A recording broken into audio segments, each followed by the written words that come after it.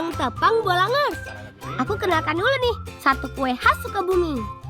Kue Subadra atau dikenal juga dengan sebutan Sumatera adalah kue zaman baheula atau zaman dulu Bolangers.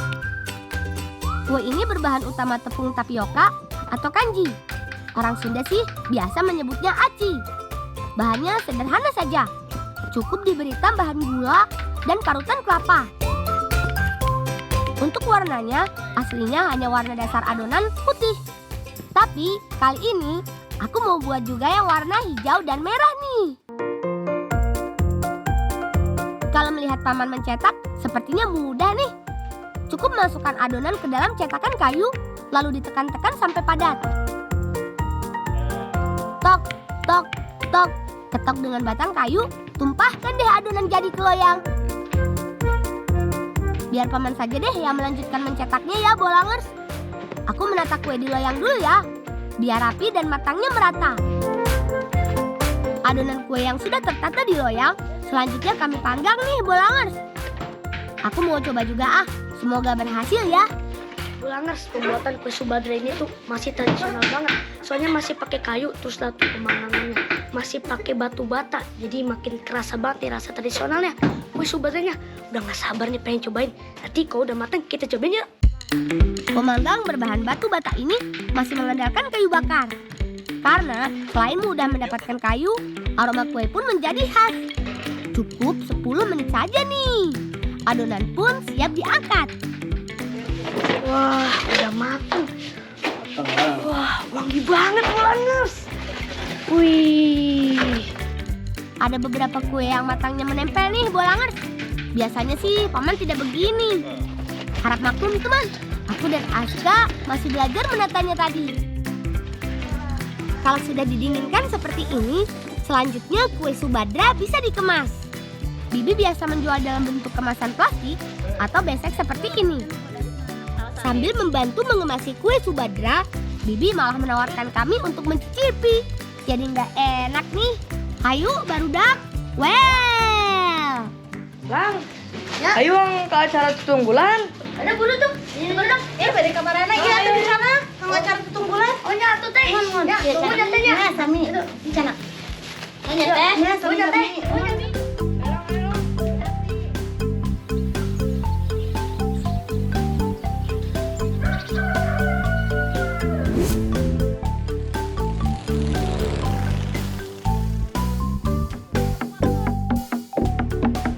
Asyik, aku ikut menari bersama paman, mengikuti irama hentakan halu dan lisung. Oh iya Bolangers, kata paman, pada zaman dahulu, tutunggulan biasa dimainkan sebagai wujud syukur dan sukacita warga menyambut hasil panen yang berlimpah. Bolangers, jadi acara tutunggulan ini tuh nggak hanya untuk acara tasyakuran petani aja, tapi buat kalau ada acara nikahan, sunatan atau hajatan, pasti acara ini juga akan ditampilkan. Yuk, langsung aja kita lanjut lagi. Ibu pernah bercerita, ada pepatah, di mana bumi dipijak, di situ langit dijunjung. Di mana aku bertualang, di situ aku menghormati tradisi. Semoga kita bisa menjadi penerus penjaga tradisi bangsa ini ya Bolangers. Kita lanjut yuk ngibingnya. Lang. Yuk, tolong dibagikan ke warga. Nyantai. Kami hampir lupa. Kue Subadranya pasti sudah dinanti warga nih. Makin lengkap kan Bolangers? Merayakan hasil panen dengan hiburan tutunggulan dan cemilan kue Subadra. Kita lanjut ngebolang yuk. Kami mau lanjut bermain perang-perangan senapan bambu nih. Tapi perut kami masih lapar Bolangers. Teh naon? Nu kitu teh pare lubang lah. Wih, paranjang gitu nya. Tapi teh enak di dahar teh. Nah, ulang tanya ke Nela yuk kasih mama. Ayo, ada tuh yuk. Ayo, enak kasih mama yuk. Ayo, belum penasaran. Bukan bolang namanya. Kalau cuma penasaran tanpa bertanya langsung. Si Bolang penasaran cenah yang nyobaan eta paria lubang. Nyamanya anak besok kalian banyak. Boleh nyamang nih ya? Boleh, ambil aja tuh. Syukurlah, paman mengizinkan kami untuk memetik beberapa paria lubangnya.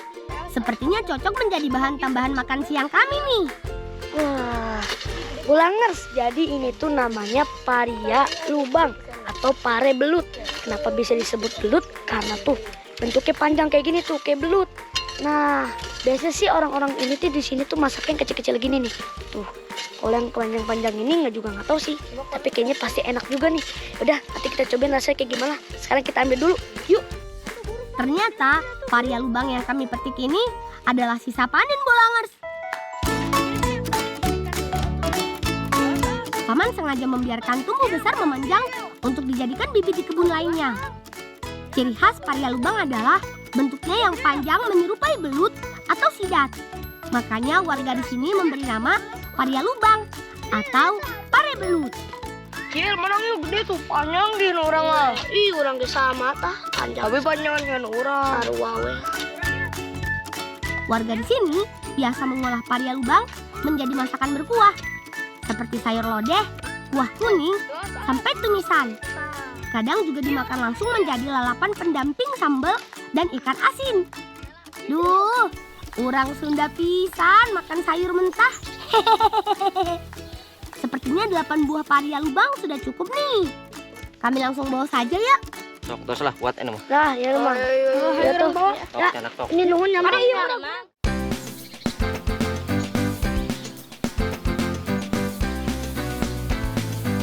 Bolangers, sayur untuk masakan kami sudah dapat nih. Tapi rasanya masih butuh bahan tambahan. Biar masakannya makin nikmat dan bergizi, kita coba cari sambil berjalan menuju curug yuk. Eta si Mang kenaon didinya. Mang neangan naon, Mang? Barudak keur ngala ulam kaung. Buat naon, Mang? Ulat kaungna. Yang umpan mancing. Bukan mancing. Bisa oge dimasak yang dahar. Ternyata paman sedang mencari ulat aren untuk umpan memancing Bolangers. Tapi kata paman, ulat aren ini enak juga kalau dimasak. Aku jadi penasaran. Siapa tahu cocok untuk lauk makan siang kami. Lihat Bolangers, Aska dan Fadli dapat ulat aren besar-besar tuh. Kata paman, ulat aren tumbuh besar di dalam pohon aren yang sudah lapuk dan membusuk. Paman kadang sengaja menebang pohon aren yang sudah tidak berbuah sebagai tempat berkembang biak ulat aren. Ini wadahan. Iya. Ya. Tuh, menang yuk. Aku coba mengambil ulat arennya, tapi aku masih sedikit geli nih memegangnya. Maklum, baru pertama melihat ulat aren. Hilang. Emang aja tuh, Bang. Ini. Bolangers. Ini dia nih yang namanya ulat kaung. Tuh, kayak gini tuh bentuknya. Jadi ini palanya, ini badannya tuh. Tuh, gemuk-gemuk gede-gede ya. Kalau dapatnya sebanyak ini, sepertinya boleh juga nih jadi lauk masakan.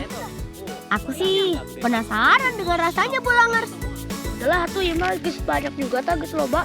Nah, itu boleh orang bawa teh Mang buat masak yang paria lubang. Oh, nyai gaya bawa wae. Boleh.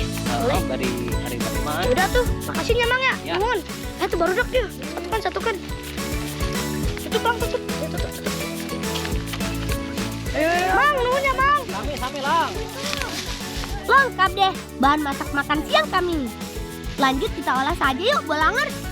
Ngebolang yuk.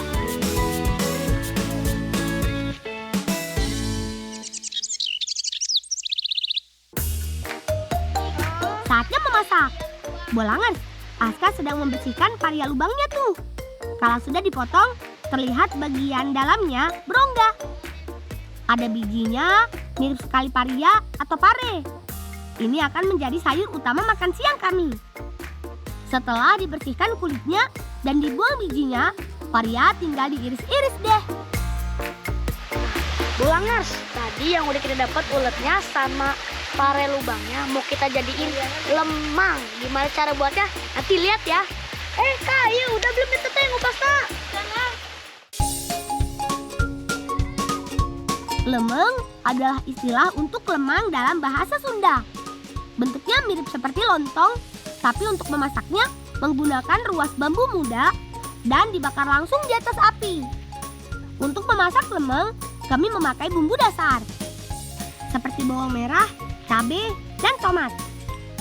bagian iris-iris bumbu, biar Azril deh yang sapu bersih.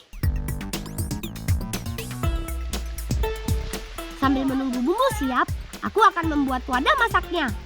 Ruas bambu muda dengan alas daun pisang, supaya lemengnya tidak menempel dan cepat matang. Nantinya, ulat aren akan masuk bersama paria di dalam balutan beras ketan. Dijamin mantap pisan, oi! Sekarang, saatnya masukkan beras ketan ke dalam bambu. Cukup sekitar 10 genggam saja untuk setiap satu ruas bambu. Lanjut masukkan paria, ulat aren, dan bumbu-bumbu irisnya ya, bolangers. Terakhir, tambahkan santan deh. Mudah kan cara membuatnya? Tutup bambu dengan daun pisang, lalu tata berdiri di atas bara api. Bolangers, semua bumbu udah dicampur semuanya tuh. Terus tinggal kita tunggu dibakar, terus tunggu sampai matang. Nanti gimana rasanya kita icipin bareng-bareng. Yuk. Yuk itu nih, tambahkan deh tuh, Pat. Ayo nak, biar makin matang. Tinggal kita tunggu sekitar 15 menit. Sambil sesekali diputar bambunya supaya matang merata. Memasak di alam seperti ini memang menyenangkan ya, bolangers. Kita bisa sambil menikmati pemandangan, udara sejuk, dan kicau-kicau burung. Sepertinya sudah matang nih. Cirinya, batang bambu sudah menghitam dan keluar buih-buih dari tutup daunnya.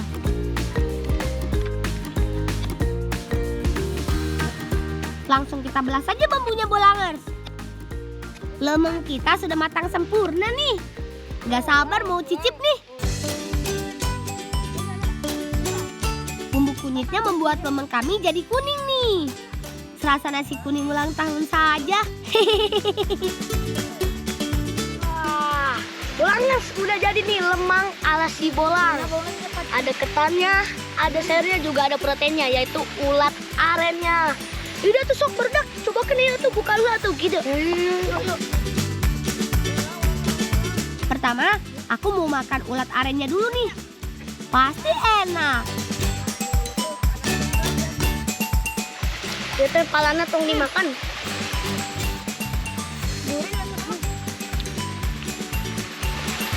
Gurih, juga tahu. Wih, sesuai prediksi kami, bolangers.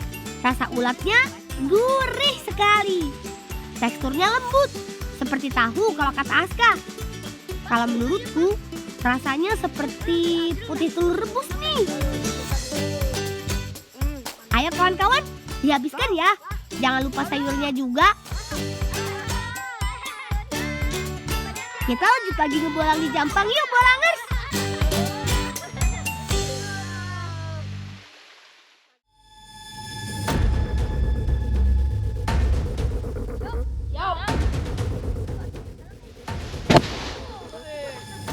Tembak terus, Aska, Azril. Fadli, bantu dari belakang ya. Aku akan maju mendekati musuh.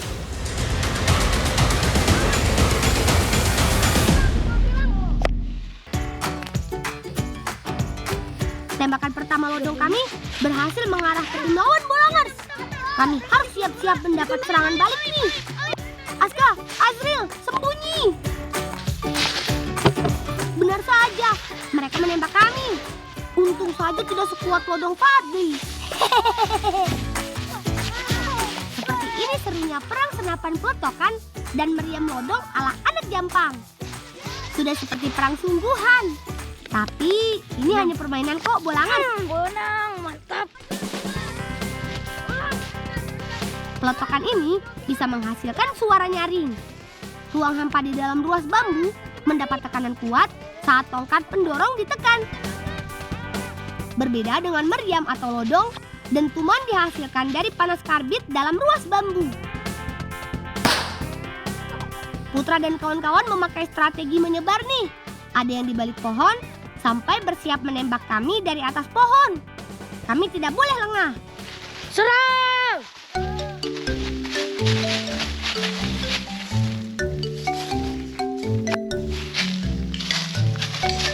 Wah, ayah barudak. Lang, bolang. Kenapa? Bantu San Teteh panen hanjeli yuk. Barudak. Udah. bantu si teteh panen Anjeli. Ya, ternyata kakak meminta aku ikut ke kebun. Aku bantu kakak dulu ya, Bolangers.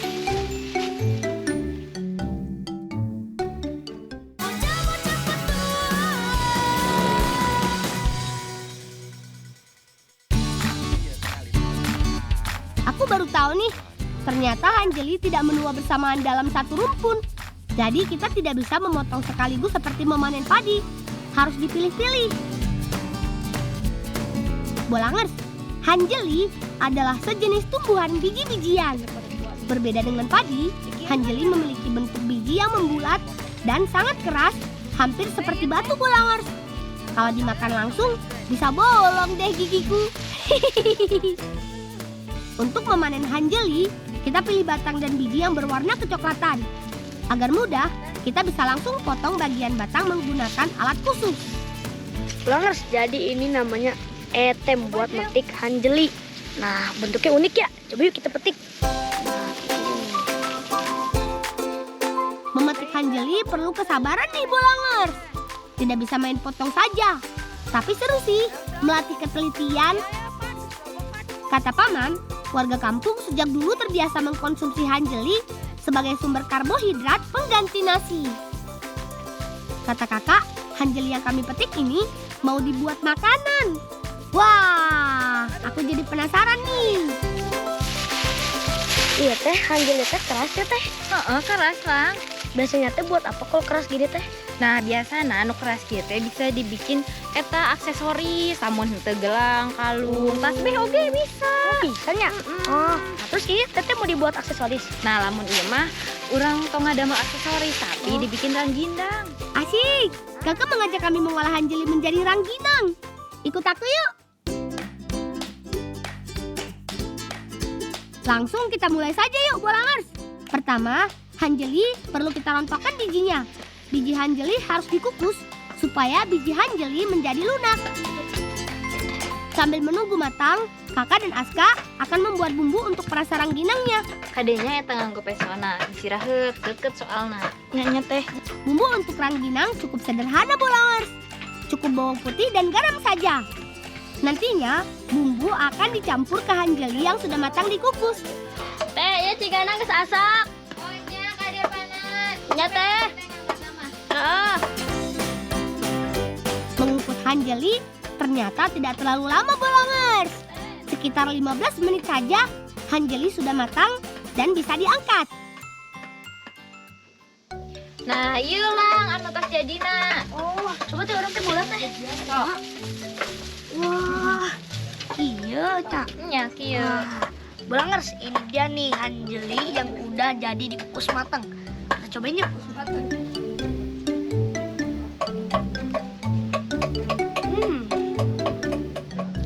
Teksturnya sih kayak beras pada umumnya. Cuman kalau Anjelinya tuh lebih gurih, lebih enak. Bumbu harus segera dicampurkan ke Anjeli selagi hangat, supaya rasa dan aroma bawangnya meresap. Kalau bumbu sudah merata, saatnya mencetak. Bibi memakai ruas bambu kecil sebagai cetakan agar ukuran rangginang sama. Selain membuat rangginang rasa bawang, Bibi juga biasa membuat rangginang rasa terasi. Cirinya berwarna merah, seperti yang sedang kakak dan Aska cetak. Kalau sudah penuh tampahnya, saatnya rangginang kita jemur. Mumpung matahari sedang terik nih, jadi bisa cepat kering. Teh nu ieu mah bes garing teh. Nya sok cenah ka dieu nu bes garing mah. Nya teh. Benar saja, Bolangers. Rangginang yang Bibi buat tadi pagi sudah kering nih. Menggoreng rangginang sama seperti menggoreng kerupuk, Bolangers. Perlu minyak yang banyak dan panas supaya bisa mekar dan renyah. Cukup disiram-siram minyak panas. Kalau sudah berwarna kecoklatan, rangginang bisa diangkat. Lang, Ya, pernah naikan motor kayu, Chan? motor kayu. Ah, Encan, Aik mau lieu ayeuna. arek atuh. Ayo. Ayo. Kamana? Ayo lang. Biasa demang ku si teteh. Maaf ya, Kak. Kami mau main dulu. Tapi nanti aku cicip rangginangnya.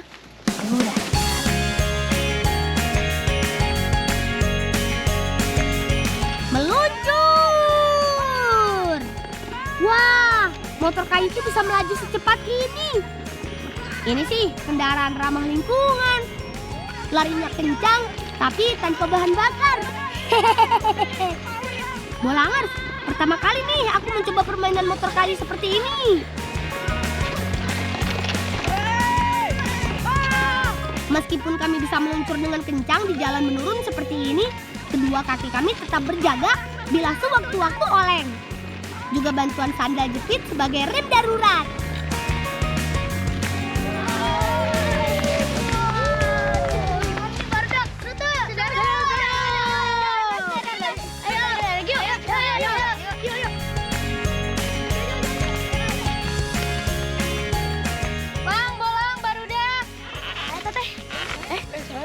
Si teteh, Dia orangnya nanti lah ayo. ya teh, kedap teh.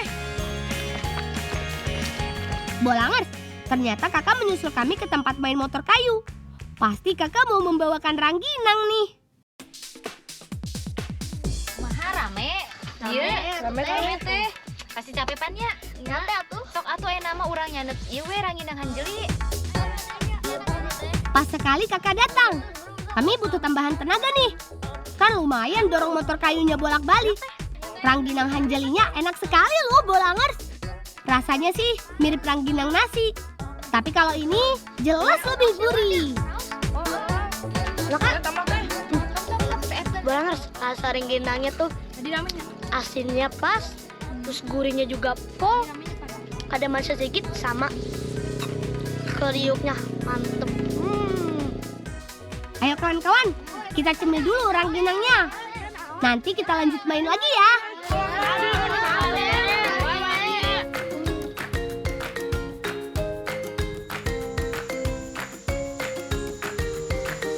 Bolangers, kakak meminta kami untuk mencari buah loa nih. Buahnya seperti apa? Aku juga belum pernah melihat. Tapi tenang, kawan-kawanku ini tahu. Pohon buah loa tinggi dan besar Bolangers. Buahnya sendiri tumbuh pada bagian batangnya. Kalau sedang musim berbuah, kita tidak perlu memanjat sampai atas. Cukup naik sedikit dan petik buahnya deh. Untung saja banyak buah yang siap petik di bagian batang bawah nih. Buah loa matang memiliki cita rasa yang manis asam. Sedangkan yang masih mentah, dominan rasanya asam. Makanya kakak meminta kami mengambil buah yang masih mentah untuk campuran kuah gulai ikan. Kami wadahi dulu buahnya supaya tidak tercecer dan berjatuhan.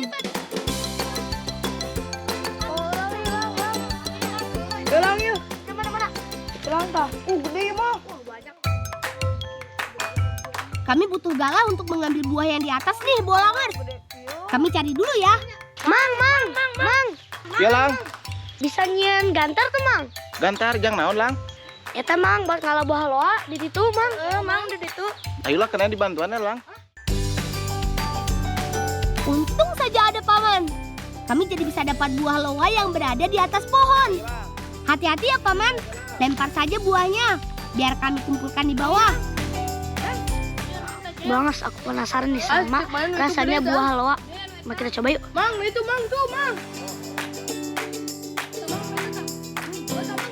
Rasanya asam, sepet gitu, tapi ada manisnya dikit. Seger sih, cocok bener buat jadi gulai lele sama jadi lalaban. Nyak, bener kata si tetenya. Buah loanya sudah banyak nih Bolangers. Langsung kami bawa pulang ya. Kakak pasti sudah menunggu.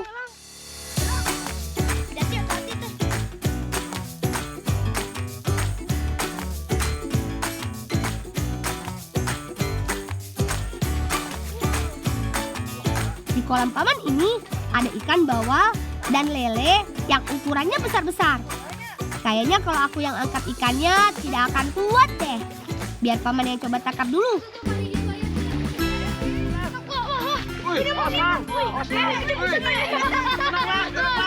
Gede banget mulanya. Wih, wah,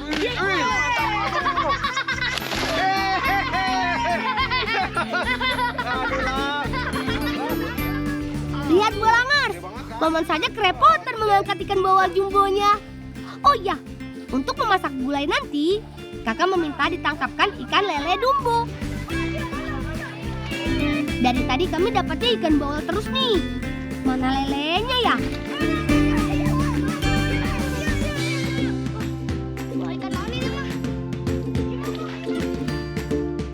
Sepertinya di dalam serokku ada yang bergerak nih. Dia teh. Berat juga aku mengangkatnya. Mana Mang? Bagiannya.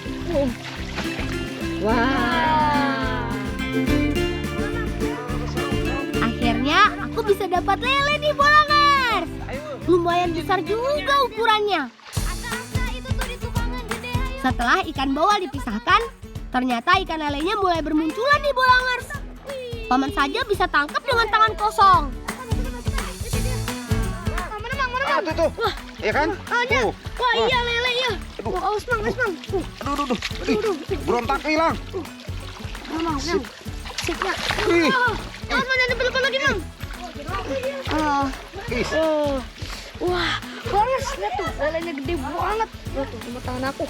Wih, masih gedean lelenya Bolangers. Wah, mantep Mang. Kita bawa ke situ deh Mang. Pulang tanah kaji lelena. Tunggu.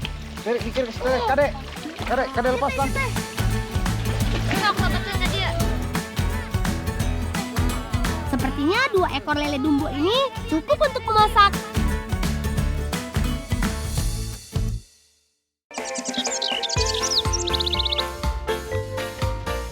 Bolangers, ikan lele yang sudah kita bersihkan ini mau aku sayat-sayat dulu, lalu digoreng. Kata kakak, supaya dagingnya tidak mudah hancur saat rendam kuah gulai. Bolangers, nih lihat nih lelenya. Tuh, gede banget nih. Mau kita jadiin gulai lele. Nah, ini juga udah aku sayat-sayat ini. Mau kita goreng dulu biar bumbunya juga nanti meresap. Sementara Fadli akan mengiris tipis-tipis buah loanya. Rasa asam buah loa akan menambah cita rasa pada gulainya nanti. Bumbu untuk membuat gulai lumayan banyak. Ada kelapa yang harus dijadikan santan, lalu kunyit sebagai pewarna kuning kuah. Bawang merah dan bawang putih jadi bumbu halusnya. Dicampur dengan kunyit dan cabai merah.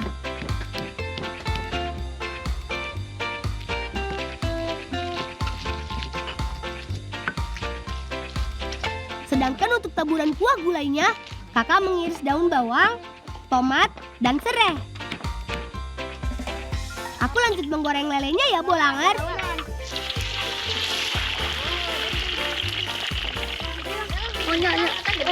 Gede ya Mak.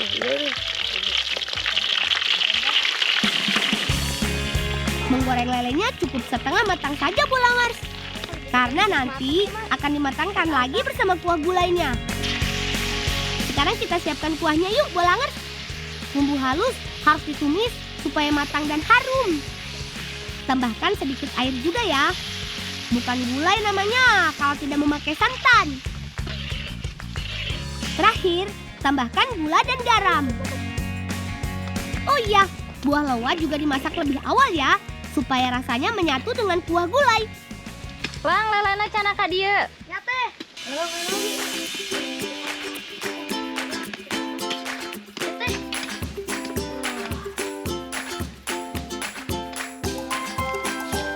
Kalau lele sudah masuk, tinggal kita siram-siram saja sampai kuah gulai sedikit menyusut.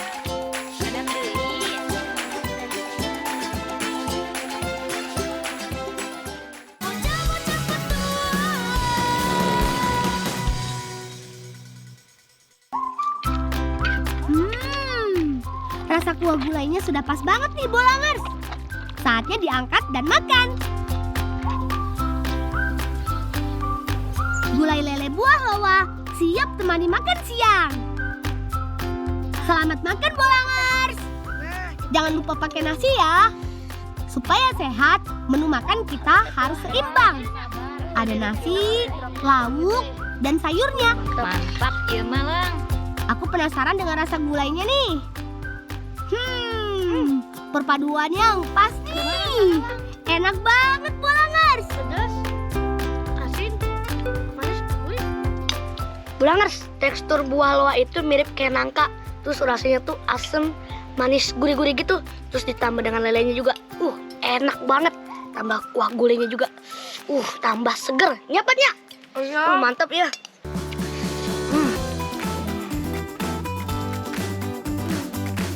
Makan terasa nikmat kalau bersama-sama seperti ini. Satu ekor lele yang besar seperti ini cukup untuk kami berlima.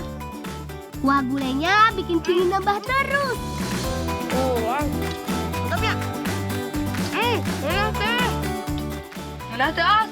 Udah dapat. Ya mah kebeki orang, As. Udah satu enak. Fadli dan Aska yang biasa makan di sini saja ketagihan. Apalagi aku yang pertama kali mencoba gulai lelenya. Pokoknya masakan kakak raus pisan, euy. Sampai di sini dulu petualanganku di tanah Jampang, Bolangers. Salam cinta anak Indonesia, salam bocah petualang. Ngebolang yuk.